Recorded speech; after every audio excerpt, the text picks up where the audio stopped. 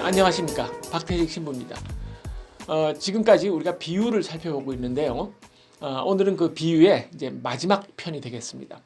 그래서 오늘은 그 선한 사마리아 사람의 비유라는 거 아마 여러분 많이들 아실 겁니다. 이 비유에 대해서 오늘 좀 설명을 해보겠습니다. 이 비유는 우리가 보통 선한 사마리아 사람의 비유라고 하면은 그 비유가 이렇게 단독으로 떨어져서 존재하는 것처럼 보통 생각을 합니다. 그런데 이 비유가 사실은 그 어떤 맥락이 있습니다. 그러니까 그 전에 선한 사마리아 사람의 비유를 예수님이 말씀하시기 전에 어떤 상황이 전제가 되는 거지요. 어느 율사가 와서 예수님에게 여쭤봅니다. 어떻게 해야지 하늘나라에 들어갈 수 있느냐? 어떻게 해야지 영원한 생명을 얻을 수 있느냐? 이런 질문을 하는 거죠. 그랬더니 그 예수님이 그분한테 얘기를 하는 겁니다. 내가 영원한 생명을 얻으려면 두 가지를 꼭 해야 된다. 하나는 하느님을 몸과 마음과 생명을 다 바쳐서 사랑하고 내 이웃을 내 몸처럼 사랑해야 된다. 라는 사랑의 이중 계명을 그 율사한테 얘기를 하는 거죠. 그랬더니 율사가 그 말을 듣더니 뭐 이제 거기 내용엔 그렇게 나오진 않지만은 하느님 사랑이라는 거는 제가 잘 알겠습니다. 그런데 이웃 사랑은 도대체 뭡니까? 이렇게 질문을 하는 거예요. 그러면서 구체적으로 하는 말이 이웃이 누구입니까? 라는 그런 질문을 하는 거지요. 그랬더니 예수님께서 거기에 대해서 그래, 그러면 내가 이웃을 한번 알려주마. 그렇게 해서 나오는 게 바로 선한 사마리아 사람의 비유가 되는 겁니다. 이제 선한 사마리아 사람의 비유를 좀 읽어보도록 하겠습니다. 루카복음서 10장 30절에서 37절까지의 말씀입니다. 예수께서는 이렇게 말씀하셨다. 어떤 사람이 예루살렘에서 예리코로 내려가다가 강도들을 만났다. 강도들은 그 사람이 가진 것을 모조리 빼앗고 마구 두들겨서 반쯤 죽여놓고 갔다. 마침 한 사자가 바로 그 길로 내려가다가 그 사람을 보고는 피해서 지나가 버렸다. 또한 레위 사람도 거기까지 왔다가 그 사람을 보고 피해서 지나가 버렸다. 그런데 길을 가던 어떤 사마리아 사람은 그의 옆을 지나다가 그를 보고는 가엾은 마음이 들어 가까이 가서 상처에 기름과 포도주를 붓고 싸매어 주고는 자기 나귀에 태워 여관으로 데려가서 간호해 주었다. 다음 날 자기 주머니에서 돈 2데나리온을 꺼내어 여관 주인에게 주면서 저 사람을 잘 돌봐 주시오. 비용이 더 들면 돌아오는 길에 갚아드리겠소 하며 부탁하고 떠났다. 자, 그러면 이 세 사람 중에 강도를 만난 사람의 이웃이 되어준 사람은 누구였다고 생각을 하느냐? 이런 게 예수님의 이제 말하자면 비유에 대한 얘기고, 비유가 끝난 다음에 그 율사한테 자네는 누가 이웃이라고 생각하는가? 라고 물어본 거죠. 아마 그 비유를 듣고 나서 사제라든가 아니면 레위가 이웃이다 라고 말할 수 있는 사람은 없을 겁니다. 꼼짝없이 사마리아 사람이 이웃입니다 라고 얘기를 했겠죠. 자, 이 이야기를 좀 한번 다시 재구성을 해보겠습니다. 예루살렘에서 예리코로 내려가는 길이 있습니다. 근데 그 길은 계속 이제 아래쪽으로 내려갑니다. 그래서 이 지구상에서 이제 가장 오래된 도시가 또 예리코라고 합니다. 뭐 주전 한 7,000년쯤 그때쯤 이 도시가 처음 생겼다고 뭐 그런 얘기를 합니다. 아무튼 그쪽으로 내려가는 길이 대단히 험합니다. 그래서 거기에는 종종 강도들이 출몰하고 그 다음에 또 뭐 아주 사나운 짐승들도 이제 출몰하고 그래서 굉장히 조심스럽게 가야 되는 거지요. 그러다가 이 사람이 강도를 만났습니다. 강도를 만났는데 그 강도가 어떻게 했냐면 이 사람을 반쯤 죽여놨다고 합니다. 이거 아주 재미있는 표현입니다. 그게 바로 이제 이스라엘 사람들, 히브리 사람들이 갖고 있는 말하자면 사태를 표현하는 방식이죠. 우리랑 아주 비슷합니다. 그래서 반쯤 죽었다 하는 말을 우리는 즉시 아는 거죠. 그 사람 거의 뭐 초죽음이 되었다. 뭐 이런 뜻이죠. 그 다음에 강도들이 완전히 이제 뭐 재산을 돈을 털은 다음에 이제 도망가지 않았겠습니까? 그랬더니 이번에는 사제가 옵니다. 사제가 오더니 깜짝 놀라서 도망가더라. 조금 지났더니 레위가 오더니 레위도 깜짝 놀라서 도망가더라 라는 거죠. 왜 예수님이 사제와 레위를 얘기를 했을까? 그거 굉장히 중요합니다. 사제는 그 제사를 지내는 걸 이제 도맡아 맡아서 하는 사람들이지요. 그러니까 사제가 뭐 이제 동물 제사를 바칠 때 동물을 뭐 죽이고 그 다음에 거기서 피를 뽑고 그런데 사제가 그걸 할 때 누군가 옆에서 좀 도와줘야 되지 않겠습니까? 그래서 뭐 칼도 갖다 주고 뭐 피도 받아내고 그런 사람이 바로 레위입니다. 사제와 레위라고 한 것은 둘 다 하느님한테 제사를 드리는데 말하자면 앞장서서 했던 사람들, 그 제사를 주관해서 했던 사람들, 그런 사람들을 얘기를 하는 거죠. 그럼 이 사람들이 왜 그 강도당한 사람을 도와주지 않았는가? 뭐 이유는 간단합니다. 무서워서 그랬다? 그런 건 아니고요. 뭐 무서울 수도 있었을 겁니다.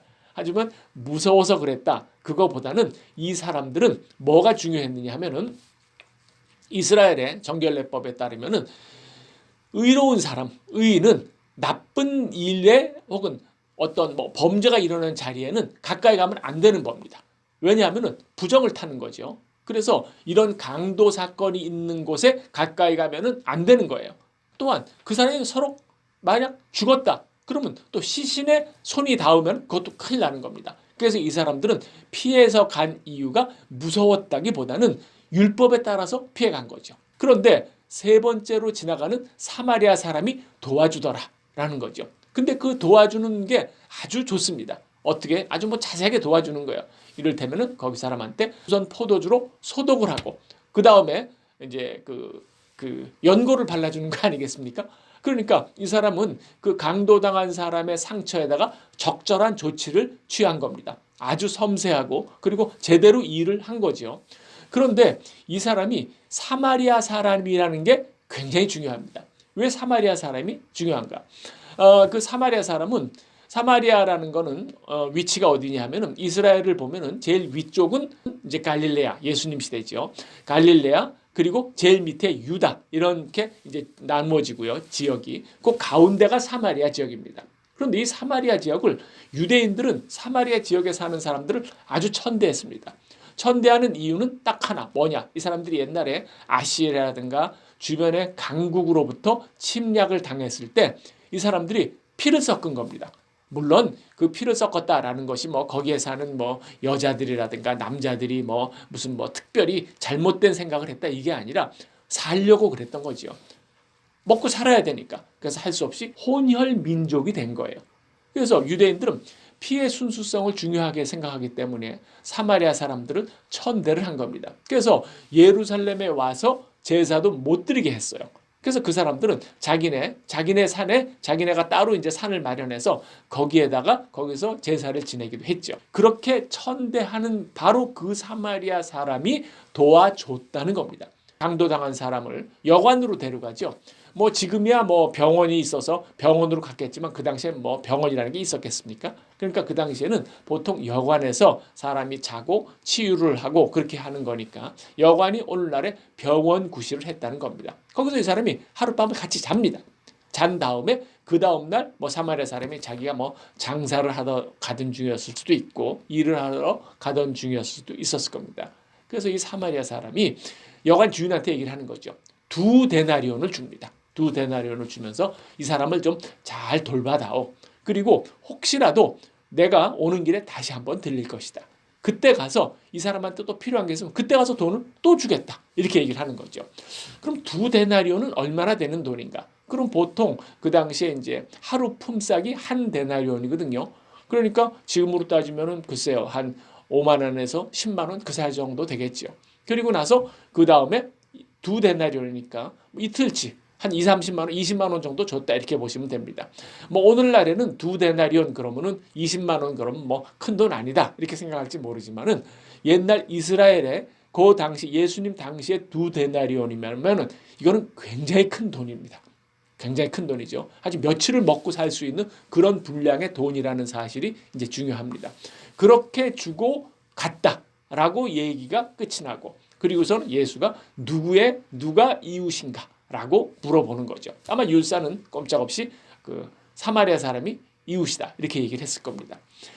이 이야기에서 굉장히 감동적인 부분이 있습니다. 그 감동적인 부분은 무엇인가 하면은 이 사마리아 사람이 내가 갔다가 다시 올 때 혹시라도 부족한 게 있으면 도와주겠다. 또 돈을 지불하겠다라고 얘기를 하는 거죠. 이 말을 통해서 사마리아 사람의 마음을 짐작할 수 있죠. 그 마음이 어떤 거냐 하면은 이 강도당한 사람이 완전히 나을 때까지 자기가 끝까지 가겠다라는 겁니다.